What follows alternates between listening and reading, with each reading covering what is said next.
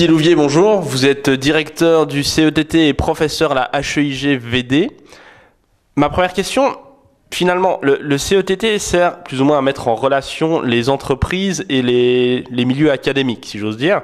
Est-ce que c'est pas tout simplement logique de mettre en relation le milieu économique et le milieu académique ? Non seulement c'est logique, mais à mon avis, à l'époque actuelle, c'est une nécessité si nous voulons générer de l'innovation dans les entreprises. Donc le CETT, c'est la porte d'entrée, mais c'est aussi le facilitateur pour les entreprises qui, a priori, ne connaissent pas ni les instituts, ni les compétences que l'on peut trouver dans une université de sciences appliquées. D'accord, mais alors, pourquoi soutenir l'innovation ? Est-ce qu'on a encore besoin de soutenir l'innovation ? Est-ce que l'innovation, finalement, ne se crée pas d'elle-même ?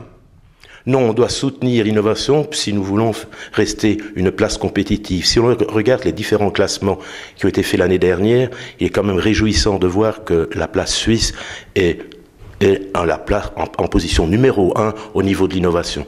Donc nous sommes obligés de faire de l'innovation. Il faut rappeler qu'une entreprise qui n'innove pas est une entreprise qui meurt lentement, voire même de manière abrupte parfois.